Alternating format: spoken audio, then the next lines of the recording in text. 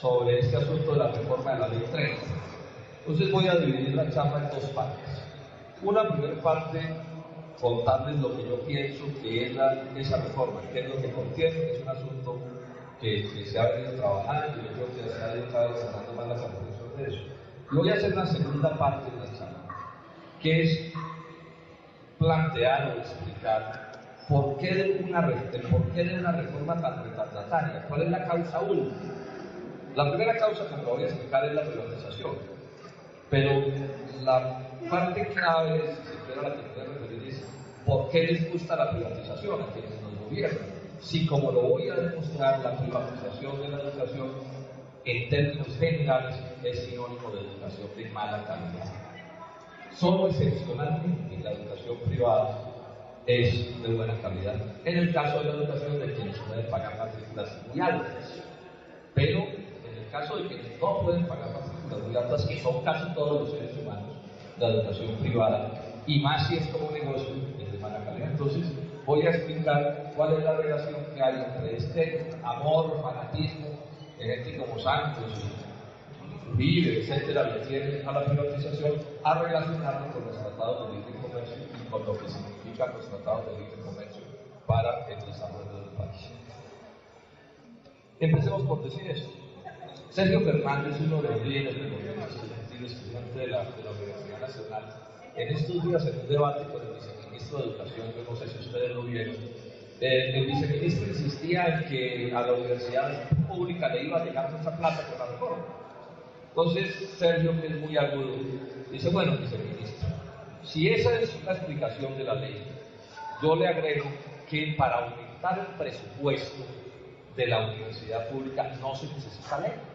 Es decir, el gobierno, si quiere, puede aumentar en el presupuesto, puede aumentar la plata que quisieran para la universidad pública, o puede hacer el día de mañana una adición presupuestal, o puede hacer lo que quiera. O sea que cuando el gobierno dice que la ley es para darle más plata a la universidad pública, aparece una inconsistencia, que es la que señala Sergio. Y bueno, pues si es que no se necesita ley para eso, entonces Sergio hace la pregunta del millón. Si la ley no es para aumentar el presupuesto de la universidad pública, ¿para qué diablos es la ley? ¿Qué es lo que persigue la ley? ¿Cuál es el secreto de la ley? El gobierno, en un tono altanero, pienso yo, ha insistido en señalar que es que los estudiantes colombianos no conocen la ley ni saben de qué están hablando, y que los demás tampoco sabemos de qué están hablando. Me parece eso una grosería, no es una buena manera de adelantar un debate. Es decir, mi amigo estuvo 26 años y ya nos dice la Nacional que no se lee, entonces es una cosa también como complicada decirle a todos ustedes que ellos sí saben de qué están hablando. ¿Cuál es el verdadero propósito de la ley? Esa es una ley del fortalecimiento de la privatización de la educación en Colombia. Privatización que además no nos debe sorprender, porque esa es una política que empezó desde los días de César Gaviria Trujillo e inclusive desde antes. Entonces, que el gobierno de Juan Manuel Santos es un gobierno del establecimiento. Recordemos que Santos fue ministro de César Gaviria, ministro de Andrés Pastrana, ministro de Álvaro Uribe, o sea, es un burócrata profesional. E igualmente don Angelino, que es el que tienen como el mascarón para enredarlo. Fue ministro de Pastrana, después uribista y ahora es santista. Y todos ellos llevan toda la vida en la cosa de la privatización. Entonces no es una novedad que la ley sea la ley de la privatización. Expliquemos por qué la ley es una ley de la privatización, haciendo esta advertencia. Las leyes tienen un doble contenido, por lo que dicen y por lo que no dicen. Entonces, la primera figura que hace que la ley sea una ley de la privatización es que no apunta a fortalecer de verdad las finanzas, las partidas de las universidades públicas, luego inexorablemente crecerán las privadas, porque si los muchachos no tienen universidades públicas donde entrar, pues sus familias harán esfuerzos hasta reventarse para matricularse en una universidad privada, así sea la peor de todas, así sea de ganar. O sea que esa es una manera de privatizar, cosa que está mostrada por la estadística. Hoy aproximadamente la mitad, no voy a entrar en detalles de números para no ser pesado, pero digamos que en general la mitad de la educación superior en Colombia hoy es privada. Eso prueba de entrada que la política sí es la privatización. Pero además, lo que se establece en la ley es de privatización de otras maneras. La ley no presenta a la universidad no plantea la universidad como un derecho. Lo dice en el primer párrafo de una manera demagógica y después en todo el contenido desarrolla la idea del servicio. Y la idea del servicio, por supuesto, es una idea muy contraria a la idea del derecho. Son dos cosas completamente distintas, entre otras cosas, porque la idea del derecho implica la idea de la gratuidad. Es decir, uno tiene derecho a que un policía lo cuide en un momento dado, pues sucede, ¿cierto? Pero digamos que un policía no le puede decir a uno, no, es que como si quiere que yo persiga al ladrón me tiene que pagar, no, eso es un derecho que le debe proteger a la persona, digamos, sus bienes, con independencia de que tenga plata con que pagarlo o no pagarlo. Menciono esto de esta manera. Entonces, es evidente que la ley ya está enfocada como una ley de privatización en su propia concepción. Pero además la ley de privatización de otras maneras hay un énfasis muy fuerte en la ley y en todos los planteamientos de Santos que tienen que ver con el ICETEX, con aumentar los recursos del ICETEX. Los recursos del ICETEX, que son recursos públicos, son de privatización de dos maneras. Primero, porque en cualquier proporción puede ir hacia universidades privadas, o sea que es una manera de financiar universidades privadas. Y segundo, y esto es lo más grave, porque los estudiantes a los que les dan un crédito del ICETEX no se dan cuenta de una cosa, y es que les cambian el derecho por una deuda. O sea, el derecho del ciudadano se lo quita, se lo vuelve una deuda que enriquece a los intermediarios financieros y además, como si fuera poco, tenemos que quedarles agradecidos. Sí, porque tuvieron la gentileza de prestarnos una plata, pues como si eso fuera una cosa del otro mundo. Y aquí uno tiene que recordar la vieja frase de alguien muy incisivo alguna vez que decía que no se sabe quién es peor, si el que asalta un banco o el que lo funda, ¿sí? Esa es una cosa que hay que tener pues, muy en cuenta en estos análisis cuando nos quieren presentar al sector bancario como si fuera pues la representación de los ángeles en la tierra. O sea que ahí vamos viendo cómo este es un fenómeno de privatización. Pero además es un fenómeno de privatización de otra manera. La ley no resuelve el problema de las finanzas de las universidades públicas. Los propios rectores de las universidades públicas han señalado hasta la fatiga que hay un déficit de más de 700.000 millones de pesos, faltantes de más de 700.000 millones de pesos acumulados en los años anteriores, y que si ese déficit no se salda, la universidad pública va inexorablemente hacia una crisis todavía más grave que la que ya está viviendo. Y, repito, la ley, las platas que aprueban no resuelven el tema. Y lo agravan. ¿Lo agravan de qué manera? Es que le exigen a las universidades públicas nuevos costos, nuevos gastos, que son inferiores a los pesos que les transfieren. O sea que lo que va a suceder es que el déficit se va a agravar. Y que el déficit se agrave quiere decir que aparecerán nuevas formas de privatización dentro de las universidades públicas. Aquí hay una cosa que hay que aclarar. Es decir, una universidad no es pública porque en el rótulo diga universidad tal, super, hiper, mega pública. Una universidad es pública si tiene ciertas características que le son propias a la universidad pública. Por ejemplo, la gratuidad. Ese es el sentido profundo de la educación pública. Y para poner ejemplos dramáticos, yo pregunto, ¿qué posgrado de universidad pública tiene siquiera una matrícula barata? ¿Sí? Porque aquí han ido subiendo las matrículas del pregrado, ya eso es arrebatable en la naturaleza de pública, pero digamos, todavía no se trata de matrículas muy costosas, bueno, digamos todas, porque hay matrículas del pregrado públicas altísimas, pero sí está claro que todos los posgrados de las universidades públicas tienen matrícula de universidad privada, es decir, altísima. Esas son formas de privatización.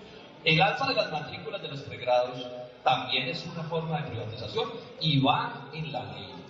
Varias maneras van en la ley para subir los pagos de los estudiantes en las universidades públicas. Van a poder aumentar ciertos tipos de pagos, eso tiene algún nombre que en este momento se le escapa, hasta el 20% de la matrícula. Y crean una figura nueva que ha sido un viejo sueño de los neoliberales, y es que a un estudiante de pregrado de la universidad pública le puedan, digamos, hacer como una especie de crédito de facto que pagará una vez se gradúe. Es decir, además de lo que tiene que pagar, se terminará graduando con una deuda que de alguna manera se la van a cobrar. Eso son prácticas de privatización. Son prácticas de privatización también el debilitamiento del bienestar de las universidades. Bueno, lo que pasa es que ustedes son muy jóvenes y probablemente casi que no hayan visto nunca ni siquiera el bienestar, pero en las universidades públicas serias del mundo, como fueron las colombianas alguna vez, el bienestar era una serie de garantías importantes importantes en alimentación, en residencias, en otras cosas, que le facilitaban a los estudiantes pobres poder estudiar, o les facilitaban, no, que se los aseguraban, porque de otra manera no pueden hacerlo. También es de privatización el deterioro de la calidad. Esto es bien importante. La educación privada, salvo casos excepcionales, es sinónimo de mala calidad. Luego, cada vez que se deteriora la calidad de la educación pública, y esto lo voy a explicar más adelante las razones de fondo de esto, cada vez que se deteriora la calidad de la educación pública, se privatiza. Por ejemplo, las bibliotecas menos buenas o más malas, el deterioro de los laboratorios, la falta de viajes de estudios, el predominio de los profesores de cátedra. Este es un punto crucial en esto. No puede haber educación de buena calidad que se fundamente en profesores de cátedra. Cualquier universidad pública o privada de alto nivel tiene que fundamentarse en profesores de tiempo completo, para que además de dictar las clases, se les pague para que puedan estudiar, para que puedan escribir, etcétera, etcétera. Yo fui un profesor, me excusan que mencione mi caso, pero pienso que ilustra. Yo fui, ya les dije, profesor internacional, y fui un profesor, digamos, de alto nivel en el escalafón, publiqué libros, etcétera, ¿cierto? Pero si ustedes miran por qué lo pude hacer, es porque a mí me pagaban la semana entera de trabajo, pero yo clase tiza, tenía un número de horas preciso a la semana y tenía un importante número de horas simplemente para estudiar, para escribir libros, para hacer investigaciones, para conversar con los estudiantes. Sin eso no hay universidad que valga la pena. Y esto, por supuesto, es práctica de privatización. Son cosas que están sucediendo y que en muy buena medida la reforma, en la medida en que mantiene el estrangulamiento financiero de la universidad, empuja prácticas de privatización. Esos contratos que tienen que hacer las universidades públicas por ahí para ganarse una plata desesperadamente, para ver si consiguen unos pesos para la tiza o cosas de ese corte, conducen también a una serie de conductas indeseables. Yo no digo que la universidad no pueda relacionarse con el medio, pero cuando la universidad tiene que relacionarse con el medio, so pena de quebrarse, pasan como con un contrato, que ha habido un escándalo grande en la Universidad de Caldas, donde la universidad termina haciendo un contrato con la Chanti, la transnacional esta, minera, finalmente, contrato que al final para lo que le va a servir la Chanti es para lavarse la cara. Contrato que además contiene una cláusula inaceptable en una universidad, una investigación de una universidad, es que tiene una cláusula de confidencialidad, que quiere decir que lo que descubra la universidad en esa investigación no lo puede hacer público sin permiso de la Anglo Chanti. O sea, que si la Universidad de Caldas descubre el peor horror en ese proyecto de la Anglo Chanti, no podrá mencionarlo. Entonces, ¿qué tipo de relaciones indeseables se están desarrollando por parte de los rectores desesperados por ver cómo se consiguen los pesos? Esta entonces es una parte grande de la reforma, que se está planteada de distintas maneras. Aparece, por ejemplo, un fondo importante financiero de la universidad pública que va a ser una sociedad anónima. Eso es una fórmula de privatización, por supuesto. El segundo aspecto que quiero mencionar de la reforma, como que la hace indeseable, repito, lo indeseable, como bien se dice, es el conjunto. Yo estoy poniendo algunos ejemplos y detallando cosas, pero es el conjunto de lo que hay aquí. Es la pérdida grande de autonomía. Esto es un asunto de vida o muerte para la alta calidad de la educación.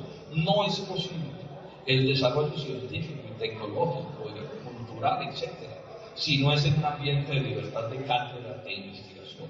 Y eso solo se puede procurar si hay autonomía universitaria, porque si no, al final lo que termina sucediendo es que los gobiernos le imponen a la universidad qué se enseña, cómo se enseña, cuáles teorías se aplican, etcétera, etcétera. Esta es una de las luchas históricas de la universidad y una de las grandes ventajas de la universidad pública, porque la privada tiende a ser confesional.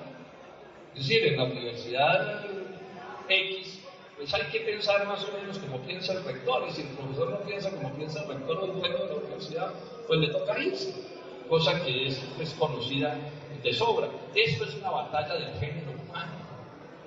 O sea, si la universidad hubiera seguido, la educación hubiera sido siguiente, si hubiera seguido siendo confesional, es probable que hoy todavía se dijera que la Tierra era plana, o que el universo giraba alrededor del globo terráqueo. Porque acordémonos que hubo momentos en que a la gente la quemaron por decir que la Tierra era redonda y por decir que no era la Tierra el centro del universo. Esto solo daría para un desarrollo muy largo, pero lo quiero plantear porque es un punto de especial gravedad. Y el tercer aspecto que quiero plantear como ultra pernicioso de la reforma Es una cosa que planteó el gobierno y que sin duda prueba que Santos es capaz de cualquier cosa. Esto lo que voy a mencionar no se había atrevido nadie a proponer un autonómico, nadie. A todos les había dado vergüenza, pena, se ruborizaba, que es la idea de la universidad con ánimo de lucro, o sea, la idea de la universidad como negocio. Eso, repito, nadie se había atrevido a proponer. Y lo propuso Santos. Pero además lo propusieron con qué descaro. La señora ministra de Educación fue capaz de decirnos que era educación como negocio y alta calidad. La cuadratura del círculo, blanco pero negro, redondo pero cuadrado, circular pero cuadrado. No se puede, salvo casos excepcionales que no habían podido demostrar en el mundo. Sobre esto hay un estudio que aparece en internet y ojalá ustedes lo consigan, que es un texto de Francisco Piedrahita. Francisco Piedrahita es el rector de ICESI, una universidad privada caleña de las universidades importantes de Cali. Para que ustedes se ubiquen, el doctor Piedrahita fue este colombiano que casi se muere en los pantanos de Nueva Orleans, que afortunadamente salvó su vida después de un susto grande, y que escribe un artículo sobre la calidad de las universidades con ánimo de lucro de Estados Unidos, y menciona las de México y las de Brasil, para concluir una cosa, lo demuestra con todo el detalle, que esos son una especie de estafaderos, ¿sí? En sitios donde se abusan de la falta de información de los alumnos y de los padres de familia. Que son las peores universidades de Estados Unidos, son las con ánimo de lucro. Universidades que gastan más en publicidad para atraer incautos que en profesores. Y esto, repito, lo está diciendo el rector de una universidad privada, porque también digamos que aquí hay una diferencia en este mundo de las universidades privadas y las públicas, y de si hay ánimo de lucro o no hay ánimo de lucro. Y la explicación de por qué son tan malas es muy simple. Es que en una universidad privada que no sea con ánimo de lucro o en una pública, cualquier peso que le entre a la universidad se debe quedar adentro de la universidad, convertido en pupitres, en tableros, en computadores, en reactivos de los laboratorios, en lo que sea. Pero cuando la universidad es con ánimo de lucro, pues la función de la universidad no es la calidad, sino el lucro. ¿Y cómo se consigue el lucro? De una manera muy simple, es poner la matrícula más alta que se pueda poner, o sea, que resista el bolsillo de los padres, y gastar lo menos que se pueda gastar, para que entre mayor sea el ingreso y menor sean los gastos, es decir, mejor sea la calidad, más gana plata, más plata gana la inversión. Eso es así de simple, eso lo entiende cualquiera, eso no hay que ser un genio para saber.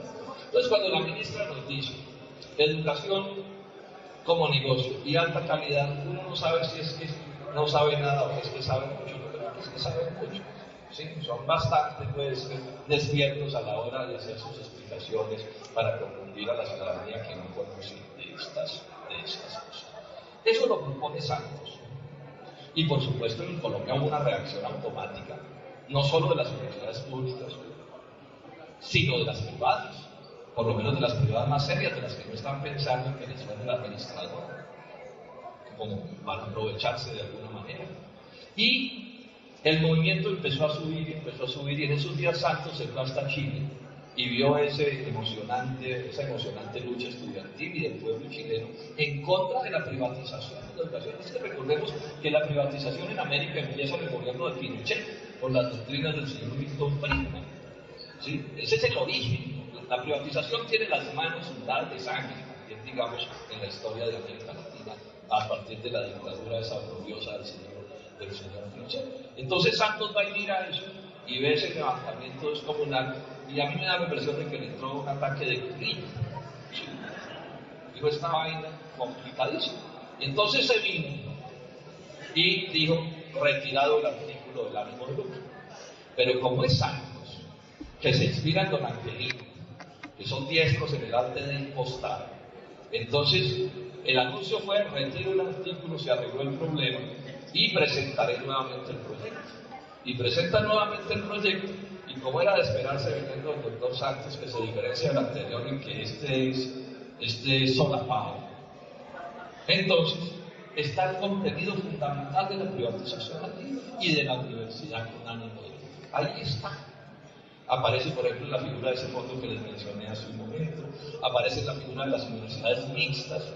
Una institución mixta del ordenamiento jurídico colombiano es una institución con ánimo de lucro, así haya capital público allí, y es mixta porque hay privado también, y bueno, y por otra serie de cosas, varias de las cuales ya he mencionado. Pero además Santos está ocultando un aspecto que es el más grave, que aparece en medio de este debate. Es que en medio de este debate, los gringos deciden aprobar el TLC con Estados Unidos. Y el TLC, yo les cuento, jóvenes, es un documento de 1.300 páginas. Como hemos discutido tanto el tema grande, se piensa que el TLC es solo algo. No, el TLC es lo divino y lo humano, todo. El 100% de los asuntos de la vida de Colombia lo reglamenta el TLC, en lo económico y de ahí en lo social. Son 1.300 páginas, 23 capítulos, de los cuales importaciones y exportaciones y agrarias e industriales se comen unos 6 capítulos y los otros 17 son todo lo demás. Sector financiero, compras públicas, capítulo de inversiones, medio ambiente, asuntos laborales, telecomunicaciones, propiedad intelectual, que en educación es claro. Ese solo capítulo de propiedad intelectual condena a Colombia a la barbarie científica y tecnológica para siempre. No tenemos tiempo de detallarlo, pero les indico qué es lo que muestra el capítulo del TLC, porque al final me voy a volver a referir a este tema. Y en el capítulo de inversiones se establece con toda claridad que la educación es un servicio. Y un servicio en el TLC quiere decir una cosa que puede ser con ánimo de lucro. Eso es lo que quiere decir. Luego en Colombia, con el TLC, el que quiera podrá montar universidades con ánimo de lucro y punto. Y esa es la realidad del asunto. Y no solo universidades con ánimo de lucro, sino que esa institución con ánimo de lucro, yo lo explico en un libro mío sobre este tema del TLC, en el capítulo de inversiones, detallo un poquito de esto. No solo podrá montar la universidad con ánimo de lucro que se le dé la gana, sino que podrá exigirle al Estado colombiano igualdad de condiciones frente a las universidades públicas. O sea, que un inversionista de esos podría decirle al gobierno colombiano, por cada peso que usted le entregue al sector público de la educación, le tiene que entregar el mismo peso al sector privado de la educación. Palabras mayores. Palabras mayores. Y hay también una cosa que se llama el comercio transfronterizo de servicios. O sea, uno podría referirse a cosas como Internet, ¿sí? La misma posibilidad. O sea, que esas universidades gringas con ánimo de lucro podrían terminar montando negocios en Colombia con ánimo de lucro a través de eso que llaman el comercio transfronterizo de servicios, que para ilustrarlo puede ser una cosa parecida a Internet. O sea que cuando Santos dice que el problema está resuelto en la reforma, falta la verdad. Cuando la ministra dice que eso está resuelto, falta la verdad, es muy grave. Decía yo ayer en una intervención que este debate se haga falsificando la realidad. Porque ellos tienen el derecho a pensar como quieran. Es una libertad que hay. Parece que en Colombia hasta el más torcido de los pensamientos es un derecho democrático y bueno. Pero lo que sí no tienen derecho es a engañar a los colombianos echando cuentos que no corresponden con la realidad. Y menos en un ambiente académico. Como les dije, yo la pasé mi vida en la Universidad Nacional y todas las teorías eran respetables. Pero lo que sí no se pudiera faltar a la verdad. No se podían falsificar las cifras, no se podían falsificar los hechos. Porque entonces, ¿qué grado de respetabilidad académica tiene un debate privado de los años? Luego, entonces, jóvenes, la lucha que se está planteando es una lucha que tiene todas las razones del mundo. Mira, aquí están en juego cosas demasiado graves. Mira, el futuro que se le está planteando a la Universidad de Colombia es tremendamente malo, tremendamente negativo, porque es el deterioro de la calidad del camino. Es decir, no solo es un problema de acceso, de millones de muchachos inteligentes, hijos de los pobres de Colombia que no van a poder estudiar, como hoy viene sucediendo, sino que los que logren hacerlo van a estudiar en instituciones de cada vez peor calidad, privadas o públicas. Privadas o públicas. Luego estamos hablando de una lucha en la que se nos va, repito, se nos va la vida. El segundo aspecto, esto podríamos decir más cosas, pero espero que aquí no se me queden por fuera aspectos importantes. El segundo aspecto que quiero plantear es este, es responder a otra pregunta. Bueno, ¿y si eso está mal? Esas universidades privadas, son sinónimo de mala calidad, la privatización es sinónimo de calidad, digo, en casi todos los casos. Sí, en las más costosas no. Hay una especie de graduación. Entre más costosa puede ser un poco mejor la calidad de hacia abajo. Es como pasa con la salud y como pasa con la comida y con todo. Que si usted tiene plata de sobra, almuerzo es un almuerzazo de $200 en todo el mundo. Y abajo pues se come un plato, un arroz que se lo sirven en una tapa de un tarro de galletas y el que usa la cuchara la lava con la lengua para pasársela al principio. Y todo eso es comida. Pero por supuesto hay una diferencia del cielo a la tierra en el restaurante de los $200, ¿cierto? Y en la tapa del tarro de galletas. Entonces la pregunta clave es, bueno, si eso es tan negativo para el país, pero negativo también para los estudiantes, porque ese cuento que es que todos los títulos son iguales es pago. No son iguales. Cuando llega la hora de escoger profesionales, el que los va a contratar mira el título y toma definiciones y prefiere seguramente a quien tiene un título de una universidad que se sabe que es de menor categoría que la otra. Eso son realidades. Y si eso es grave para los muchachos, ni se diga para el país. Porque un país necesita muchos ingenieros para desarrollarse, jóvenes. Pero si son buenos ingenieros, pero ni se les dan los puentes, ¿qué tipo de país puede construirse? Entonces les vuelvo al punto. Si esto es tan pernicioso, ¿por qué lo hacen? Entonces aquí hagamos una explicación que es interesante. Y que a mi juicio es de pronto lo más interesante que yo pueda decirles esta mañana. Todos quienes estamos en el mundo de la lógica democrática, hemos defendido siempre la universidad pública con una idea que es importantísima y que ella sola es suficiente para defender. Y es que la educación pública, si es gratuita, porque lo público tiene que llevarlo gratuito o deja de ser público. Eso es clarísimo. O sea, si un sitio es público pero me cobran en la puerta, ¿qué tan público es? La gratuidad es parte inherente del asunto. Todos la hemos defendido con una idea que es muy democrática, que es buscar que los hijos de los pobres no tengan que ser tan pobres como sus padres. O sea, una idea de movilidad social. Entonces, si un país es medianamente democrático, entonces el hijo de un campesino puede terminar siendo, no sé, cualquier cosa, ingeniero, médico, lo que sea, y probablemente se logre librarse de la pobreza de sus padres. Eso ya es suficiente argumento. Es un argumento que niega de manera profundamente reaccionaria estas propuestas. Porque aquí han levantado la tesis de que darle un peso a un pobre es paternalismo pernicioso, ¿cierto? Es alcahuetear la vagancia y la pereza, ¿cierto? Pero por supuesto que cuando se trata de darle plata a las transnacionales, a los monopolios, es que eso es el desarrollo, senador Paula, es que de otra manera no se puede. ¿Sí? Cosas pues realmente mezquinas y estúpidas.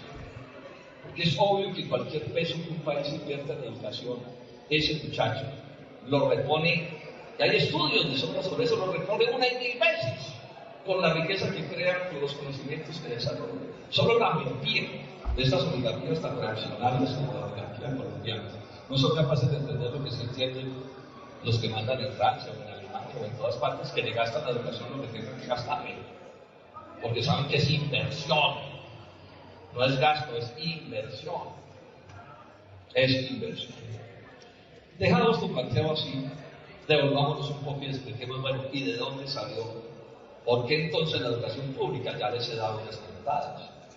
Antes de la revolución industrial, la idea del Estado era una idea pues, muy distinta a la de hoy, pero digamos que la idea era que la educación era un problema de la esfera privada.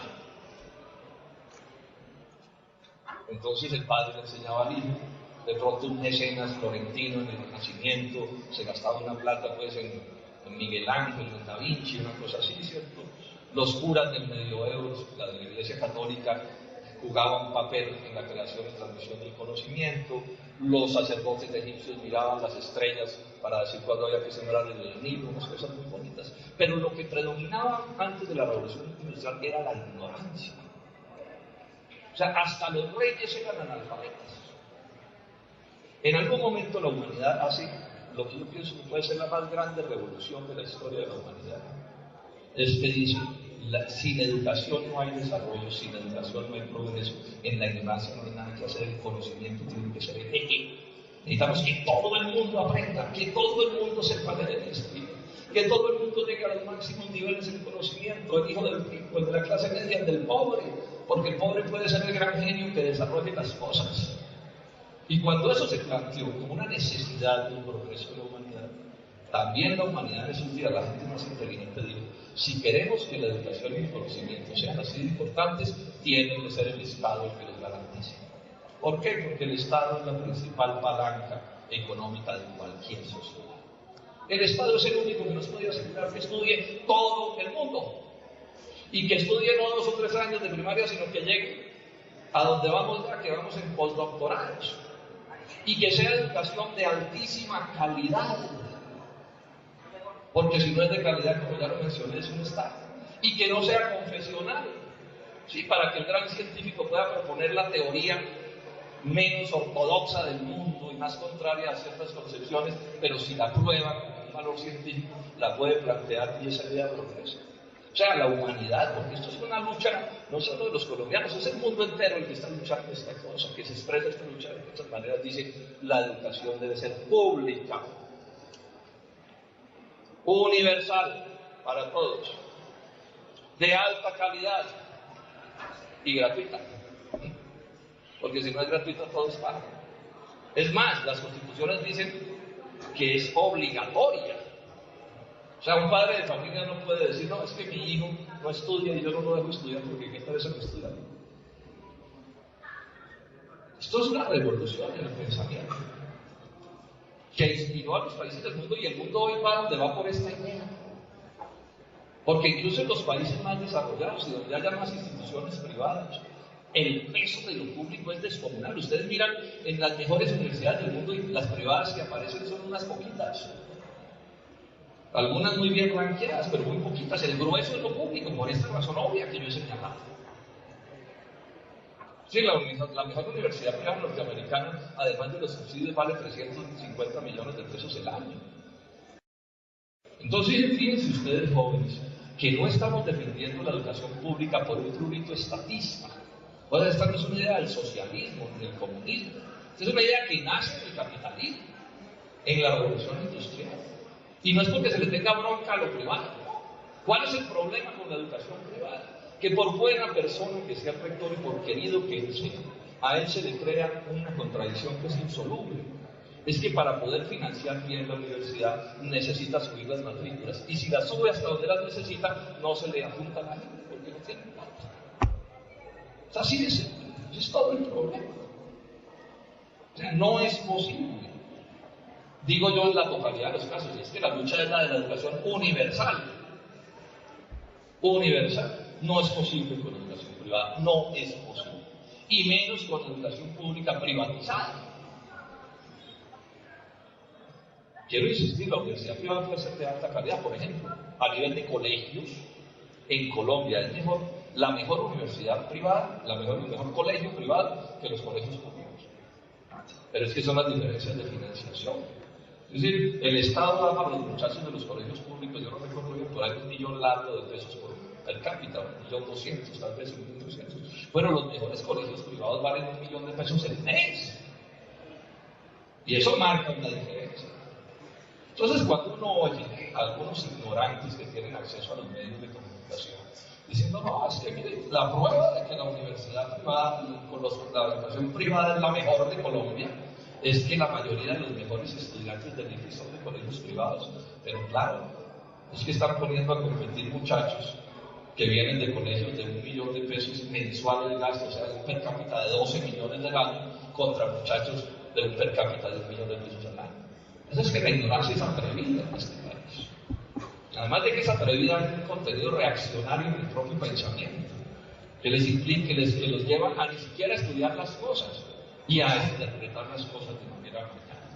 Repito, no es un prurito estatista, estamos defendiendo la idea de una educación de alta calidad, de carácter universal, y para ello tiene que ser gratuita. ¿Y solo la puede pagar el Estado o quién la va a pagar? ¿Algún magnate del mundo va a poner su plata para dar una educación gratis a todo el pueblo? O sea, no tiene salida. Este es el debate. Entonces, y esto se conoce, ya voy terminando. Esto lo podemos desarrollar mucho más, pero estoy como planteando como los mojones principales. Entonces surge otra pregunta, bueno, si esto se sabe, y ellos lo sabe el Banco Mundial, lo sabe el señor Obama, lo sabe el doctor Santos, lo sabe don Angelino, todos lo saben. Y tan lo saben que miren ustedes, cuando yo estudié hace 40 años, yo soy arquitecto de la Universidad de los Andes. No porque fuera magnate, porque tampoco es cierto que en la Universidad de los Andes todo el mundo sea magnate, eso es paja. Con bastante esfuerzo estudié.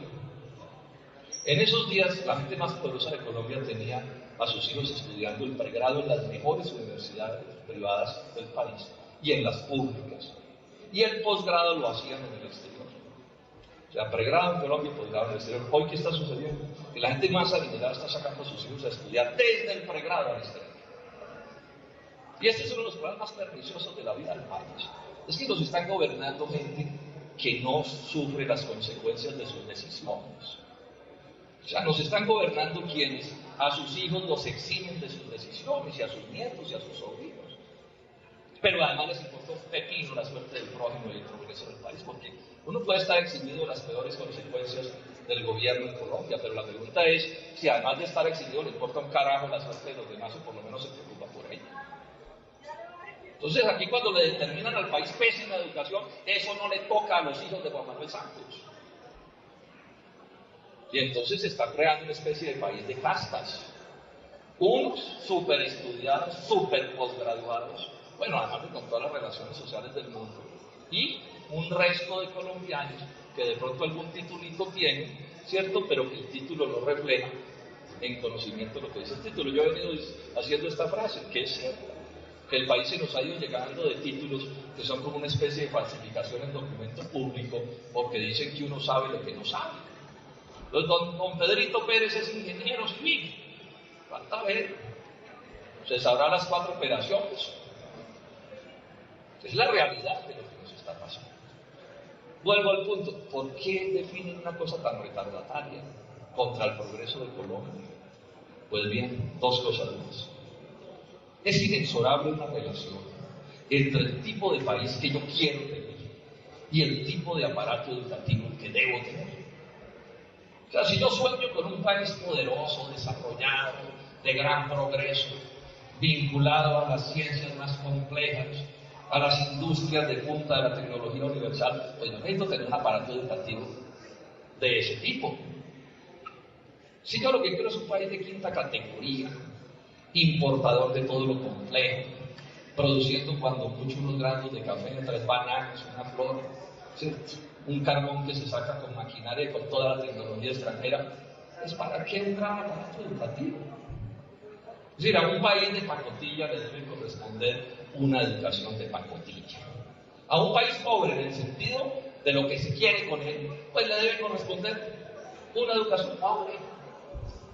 La educación pobre para un país de pobres es finalmente la política de la privatización, de eso se trata. Y eso es el Tratado de Libre Comercio. Eso es el Tratado de Libre Comercio. Si ustedes cruzan el capítulo, o los 2 capítulos del TLC, el de libertad de importaciones, todo se puede importar a Colombia con 0 arancel, o sea, baratísimo. Y el capítulo de propiedad intelectual que prohíbe la copia mediante los sistemas de patentes, y los países, todos los del mundo que se han desarrollado, se desarrollaron copiando. Si usted prohíbe la copia y además abre importaciones, nunca en Colombia habrá desarrollo científico y tecnológico. Y el poquito que haya será el que le interese a las transnacionales. Y las transnacionales que operan en Colombia desarrollan sus ciencias y tecnología en los países donde tienen sus casas matrices, como es obvio. Porque resulta que el progreso de un país está vinculado a de qué trabaja su gente. Si la gente trabaja en la industria aeroespacial, de los nuevos materiales, de las nanotecnologías, será gente que ganará durísimo. Pero si usted tiene un país donde la gente se gana la vida echando pica y pala, cogiendo granitos de café uno por uno, ¿cierto? Bajando un racimo de banana, pues usted no lo necesita, usted está condenando a su pueblo a la pobreza, porque son sistemas de economía de baja productividad y siempre la productividad está en la base del salario de cualquier persona. O sea, estamos hablando de una política profundamente retardataria. Lo ilustro de otra manera. Esta relación entre el país que uno quiere y en la educación que debe tener. Por ejemplo, a nadie se le ocurriría que en una facultad de veterinaria en Israel, para poner un ejemplo, se hagan unas clases fuertes en cría de cerdos. Porque ustedes saben que es un país en el que por razones religiosas no se come carne de cerdo. No necesita la facultad de veterinaria eso. Aquí en Colombia, unos compatriotas nuestros, muy respetables, los Bucac, por allá de Michoacán, que son cazadores y recolectores. Pues a nadie se le ocurriría ponerle a esa comunidad un laboratorio de energía nuclear para hacer con ellos investigaciones. O sea, hay una relación inexorable entre el país que yo deseo y el aparato educativo que quiero. Y esta es la privatización, repito, es el aparato educativo para un país de pacotilla. Un país sometido a la peor división internacional del trabajo que pueda conocer. Que consiste en que los países de allá producen lo complejo y nosotros producimos materias primas agrícolas e industriales. Que fue lo que nos impuso la corona española. Yo les doy a ustedes este dato. La corona española en América llegó al punto de prohibir cualquier desarrollo fabril en el continente. O sea, si usted necesitaba un alicate, usted no podía fabricar el alicate. Tenía que importarlo a través de España, de Europa. Porque el negocio de los españoles era intermediar el alicate y lo cobraban carísimo. Entonces, si a usted se le ocurría fabricar un alicate, llegaban las tropas del rey y lo echaban a la cárcel. El libre comercio no nos prohíbe producir nada. Pero son tan duras sus normas económicas que el que se atreva a producir algo que está definido que lo van a producir los griegos o los europeos, se arruina. En Colombia, el que siembre trigo, se arruina. En Colombia, el que siembre cebada, se arruina. Después del TLC, el que siembra arroz, se arruina. O sea que es más duro. Me decía mi Raúl Aramea, los intelectuales importantes de este país, es más duro, me decía el senador Robledo, lo que imponen los gringos por la vía del neocolonialismo, de las relaciones económicas y de ese tratado, que lo que nos imponían las tropas del rey de España. Esto es de lo que estamos hablando, miren el enredo en el que estamos metidos. Termino diciéndoles esto. Ya les dije que yo fui profesor de la Nacional, de la querida Nacho, muchos años. Recién yo llegué al Senado, entró a la presidencia del presidente Uribe y puso de rector de la universidad al doctor Marco Palacio, un intelectual de alto nivel de Colombia, eso hay que reconocer. Ya había sido rector de la Nacional, él había sido rector mío, digamos, como profesor. Y el doctor Marco Palacio vino a proponer una reforma académica que debía ser piloto para el país y que ahí está, que consistía en dar la orden de bajarle todos los tiempos a las carreras. Todas las que tenían X tiempo, bajarle 1 año, 2 años, o lo que fuera, o sea, para abajo todas las carreras, todos los tiempos. Yo no soy de los que crean que la mejor carrera es la más larga, pero sí creo que hay los mínimos de tiempo que se necesitan para el nivel que yo deseo. Entonces, me pareció muy curioso la orden de bajar los tiempos de las carreras. Entonces me senté a estudiar todos los documentos, todos los libros, todas las cosas, a intentar entender de qué se trataba la teoría. Y de pronto me encontré una frase que decía, o que dice, quizás estamos enseñando demasiado. Rector de la Universidad Nacional de Colombia, quizás estamos enseñando demasiado. Yo cogí ese papel y la vuelta lo miraba de fino a ver si yo no estaba entendiendo lo que decía. Y así es. Y la otra frase que la explicativa agregaba, entregando profesionales que superan los requerimientos del mercado. En que esta es la frase que desentraña todo este ovillo que les he venido hablando. Quizás estamos enseñando demasiado. Esa es una idea, digamos, de relativismo. ¿Qué es más, qué es menos, etcétera? Es una cosa que se puede discutir. Pero entonces él dice, lo de hoy es mucho. Yo creo que la Universidad Nacional de Colombia es la mejor universidad que hay en Colombia. Pero de aquí a decir que estamos enseñando demasiado, pues tampoco. Pero cuando él dice, entregando profesionales que superan los requerimientos del mercado, o sea, que superan lo que necesita el mercado, se entiende. El problema no es que sepan mucho, el problema es que no quieren un país desarrollado. Y el problema es que para los negocios que están planteando, no necesitan que la gente sepa eso, que sepa menos es suficiente. O sea, educación pobre para un país pobre. ¿Sí? Sistema educativo adecuado a las realidades del país de pacotilla. Y entonces con esa idea, repito en casi todas las veces en este tipo de charlas esta idea. Si uno entiende la concepción que hay detrás, que es la del Banco Mundial, porque además todo el articulado decía que era para adecuar el país a la internacionalización de la economía, uno hasta razón tiene que darle a Palacio en el sentido de que quizás estamos enseñando la razón. Es decir, si en Colombia, por ejemplo, no va a haber producción de cereales, por el TLC, ni trigo, ni maíz, ni arroz, ni ajonjolí, ni sorgo, perdón, etcétera, de cereales, pues seguramente a las facultades de agronomía les sobra un año. Porque ¿para qué va a ser eso? Si nuestros estudiantes de ingeniería electrónica no van a salir a trabajar en fábricas, en plantas de fabricación de equipos de complejidad tecnológica, sino que van a salir a vender tarjetas de Comcel en los semáforos, pues a esa carrera le deben sobrar 2 años. Si nuestros economistas, porque esto no es solo en el terreno de las ciencias naturales, en el terreno de las ciencias sociales se impone un pensamiento único a escala global. Hay que pensar como piensa el Fondo Monetario Internacional, hay que pensar como piensa el imperialismo, hay que pensar como piensan los monopolios, y si no, usted es un antidiluviano, un dinosaurio que no sabe adaptarse a las circunstancias. Entonces, si usted no se mete en el cuento de que la felicidad depende de montarse en el bus del imperialismo cuando sea colgado de la placa, usted es un tipo que no entiende nada. Entonces, si en economía nuestros economistas no tienen que diseñar esta cosa compleja de cómo sacar a Colombia del subdesarrollo, sino que nos traen a repetir como loros las fórmulas del consenso de Washington, a esa carrera les pueden sobrar son 3 años. ¿Para qué más? Ese es el lío en el que estamos, mis queridos jóvenes. Miren que esta sí es una batalla en serio, en esta batalla se nos va la vida. ¿Por qué es la batalla de si vamos a construir un país que valga la pena? Un país que corresponda con nuestros sueños, un país que corresponda con las necesidades que tenemos, o vamos a seguir revolcándonos en el subdesarrollo. En el subdesarrollo. Ayer entrevistando, antier en el periódico El Tiempo, al exministro de Hacienda, el doctor Carrasquilla, que es uno de los gurús del neoliberalismo, además un hombre de grandes negocios, pero lo presentan como una cadena. Entonces le preguntan, oye, ¿qué es lo que va a exportar Colombia? El tipo dice, no, pues no sé, pero bueno, no, esto aquí se crean condiciones y yo creo que en unos 5 años aparecerá un sector con el que vamos a invadir el mundo de nuestros productos. O sea, mientras los opositores al TLC están dando números, cifras, etcétera, etcétera, esto nos dice que algún día aparecerá algo. Otro de los gurús del neoliberalismo, el doctor Alejandro Gaviria, que escribe en el periódico El Espectador, es el decano de Economía en los Andes.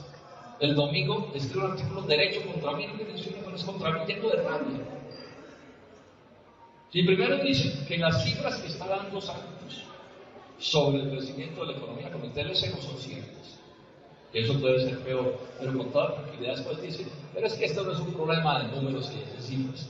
Ahí donde se juntan los reaccionarios que están contra el TLC, pues hay que estar del lado del TLC y yo no doy números. Hasta allá estamos llegando. Hasta allá estamos llegando. O sea, el debate sobre el desarrollo nacional es sin cifras. Es con sueños. Ustedes oigan a los ministros, a todos, ¿qué es lo que vamos a exportar? Y arrancan, es de esperarse, es de desearse. Yo quisiera, en un sueño vi, ¿cierto? No sé quién, por allá logró vender una chirimoya, ¿cierto? ¿Sí? Mientras el país lo están deshaciendo con ese tratado. Tanto que estoy levantando como una especie de bandera en una carta que lo ha mandado ya al espectador. Sí, vamos a montar aquí un debate nacional. Es con cifras en la mano, señores neoliberales. ¿Cómo así? ¿Cómo así que es con sueños?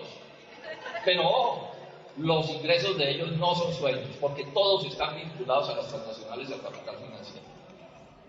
Y aquí estoy recomendando una película que se llama Inside Job, Trabajo Confidencial, búsquela, se consigue en internet, para que ustedes se aterren como en esa conspiración de los banqueros gringos que destruyó la economía del mundo o que precipitó la crisis. Un papel fundamental lo juegan académicos de las grandes universidades norteamericanas que dictaban clases de día y por la noche hacían negocios con los banqueros. Porque entonces aquí también nos vamos a poner francos, ¿sí? O son académicos o son negociantes, o por lo menos que firmen decano de no sé qué, pero debajo le ponen en dónde se gana la plata, para que todos sepamos aquí atenernos. Cartas sobre la mesa. Pero aquí no pueden seguir los periódicos entrevistando que dicen técnicos, que son el hombre de Rothschild en Colombia. Entonces es un técnico. El ministro de Hacienda un día me regañó en la Comisión Quinta porque yo le dije que todo eso estaba planteando la reunión, pero senador, ¿por qué me trata así? Yo soy un académico, toda la vida en la universidad, tanto que yo me sentí como más víctima. Y después descubrí que tiene grandes contratos como con seis transnacionales. Yo no les niego la posibilidad de ese profesor que además de profesor tenga contratos con las transnacionales, pero que se lo cuente a Colombia. Pero no pueden coger la respetabilidad que da la academia, porque cuando uno es académico en serio renuncia a la plata y ocultar esta realidad de las que estamos hablando. Como ustedes ven, jóvenes, la lucha que están dando vale la pena. Y concluyo diciendo esto. Ustedes saben que yo soy del Polo. El Polo es el único partido que se opone a la reforma del 2030 del Congreso. Hay además un par de congresistas de los verdes que están de acuerdo con nosotros en esa lucha, y bienvenidos a esa lucha, pero como partido somos el Polo los únicos. O sea que hoy en el Congreso de Colombia, contra la ley 30, estamos muy poquitos. O sea, la esperanza de derrotar esa ley en el trámite es cero. Por eso los estudiantes tienen razón cuando dicen, nos retiran el proyecto. O sea, la discusión la hacemos por fuera del Senado y de la Cámara, porque adentro estamos muertos. Son 260 todos los congresistas y nosotros somos 15, o sea, nos tocan como de a 20. ¿Sí?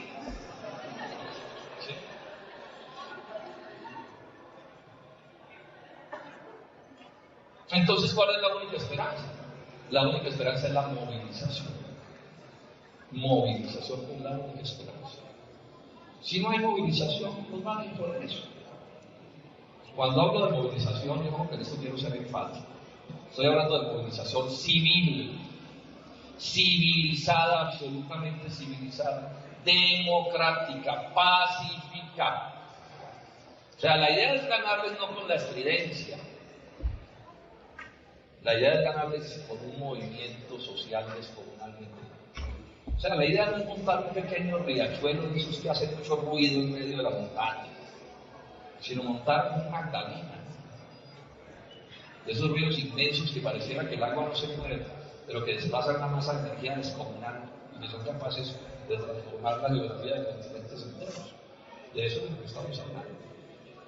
Pero por supuesto que eso exige un esfuerzo inmenso de parte de ustedes, de los padres de familia. En eso hay que aprender de Chile, padres de familia, muchachos de colegio. Todo el mundo vamos a hacer de esto una lucha nacional.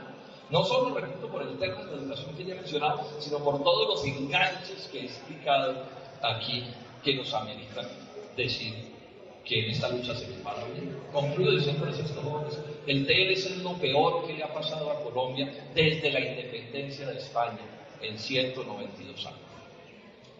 O sea, lo que hace el TLC, y es lo que estamos viendo, es que recoloniza. Hace que nuestras relaciones con Estados Unidos se parezcan cada vez más a las que tuvimos con España. A mí me preguntan los periodistas, bueno, senador, y en iniciar, bueno, ya el TLC, entonces, ¿ahora qué hacemos para desarrollarlo? Le dijimos que es imposible. O sea, cualquier desarrollo de Colombia empieza porque no haya TLC.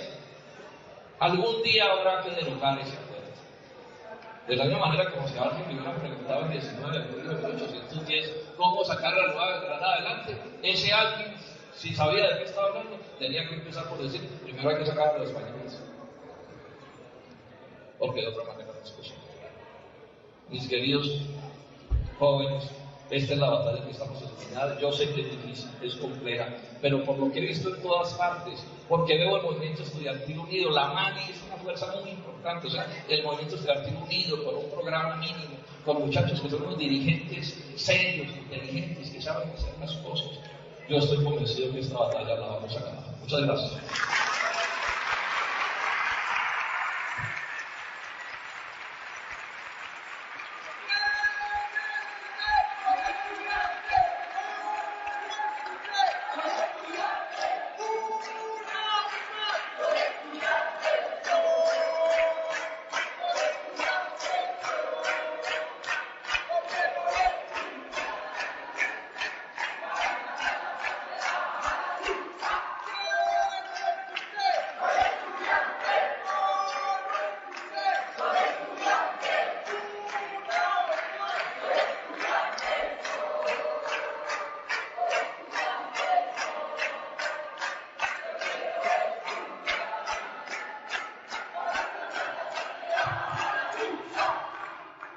Damos